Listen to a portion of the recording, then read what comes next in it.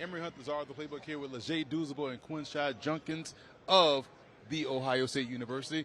Thanks for taking time with us today, man. Thank you guys for having me. First question out of the bat, man. Big fan of what you do running the football because there's two types of running backs. Oh, yeah. There's the leadoff guy, there's the tandem guy, but there's a balance that has to happen between how do you develop the patience of being the tandem guy? How do you go in there and develop that and not try to be too eager to break off the long run?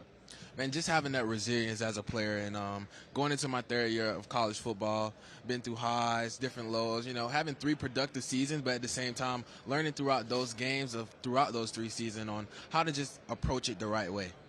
Quinshon, Emory will tell you, man, I'm a huge fan of yours. I love your mentality and the way you run the football. It's like you almost look for contact sometimes. And as a defensive player, I love running backs that run like that. People have been talking about what your speed could or couldn't be. I turned on that Marshall tape and said, that's plenty of speed for me. You broke one for like 70, and the safety had the angle, and he still couldn't catch you. Is that something teams have asked you about, what your long speed is like? Because to me, that's not important in running back anyway. Man, for myself, that's not something teams have asked me. They know how fast I am. Yeah. I'm running. I plan on doing everything at the combine, so I look forward to that as well. But, for myself, just knowing the talent that I have and how I can produce and what I bring to the game, it's never been a question for myself. Do you want to give us maybe a precursor to what you could potentially run in the 40? Nah, I can't do that particularly, but I'll say, Get your popcorn ready? I ain't gonna say that, but you know what I'm saying? I'm excited for it. No, I'm excited for sure. I love that. That boy good. Like, I'll say this, though.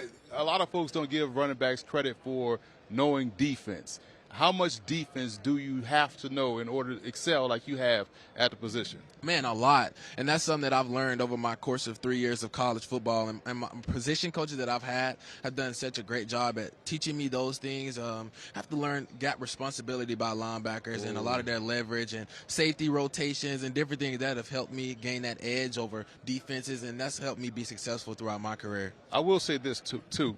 Just to get it, I was a college running back, right? And I know we always want to run the football. I know we want to catch passes. We don't want to block. Right. However, when we have to block, we kind of just want to get in the way, and we just really don't want to get run over. Where have you developed the skill set to be active in pass pro, and how have you get over that? How have you gotten over the mental hurdle that you have to? Like, man, I don't want to get run over. I just got to get in the way. How you been able to get past that? For myself, I haven't had that issue. For me personally, I feel like pass blocking, quarterback is the most protected person on the offense. He's the most important. So for myself, I feel like protecting him is the most important thing. So for myself, I felt like being a willing blocker and being the best at that was something that was most important to me. So in our position, that's something you can always work on, get better at, and being technically sound with yourself and always developing your game in that area. So it's something that I always want to be great at and, always continue to get better at. People are always talking about the 3-down back, right? And I think a facet of your game that people don't talk about enough is your hands out of the backfield. You got really soft hands out of the backfield. Do you think that's a part of your game that people have slept on? And just talk about your development in that part of your game. Man, always. I feel like that's something that I bring to the game in that area. That's great, man. Natural, great hands. The ability to catch out of the backfield as well and be used in different areas. That's the thing that teams love about me. And, that's something that I look forward to in the future. And that's a great skill set that I have that I know that I bring to the game. Everybody always talks about we push one another. We compete, but we also push one another. What's that mindset like to not get super competitive with the guy that you're going to have to share the load with in the backfield? Man, if you look at me and Trey this past season, that's that ability and have that right mindset. It's not about me. It's not about you. It's about the team. We all have team goals, and we're motivated by that. So at the end of the day, we're here to win, and that's what's important to me and Trey, and that's why we both had success. Yeah, and that's something I want to bring up, right? You transferred into Ohio State. Sometimes the transition can be hard, especially going to a team where a lot of people thought that they could do what you guys exactly did. What was that transition like, leaving Ole Miss, coming over to Ohio State? Because it seems like they opened their arms to you from day one, and like you were part of the family from day one. Yeah, man. When I walked through those doors, even before, those guys wanted me at Ohio State when I was in the portal. So having that ability to come in and that gracefulness that they had towards me, it was amazing to see how they took me in with open arms and showed me the ropes of how Ohio State was and the culture and the coaches, and even sitting down with Coach Dave. But I would say just that mentality that I had from day one, those guys took heed of it, and they gravitated towards me early on with that, and that's why they accepted me so well.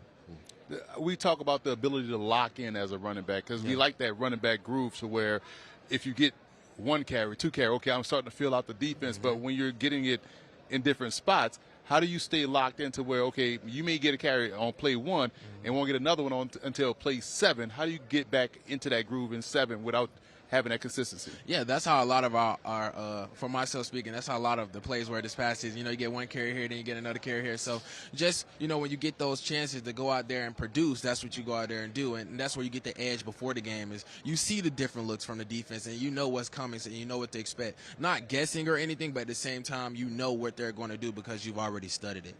All right, Quinshon, we're going to play a running back game with you. We're going to name 2 running backs in the NFL. Okay. And you got to choose which one's your favorite. Whoever wins advances to the next round. Okay. All right.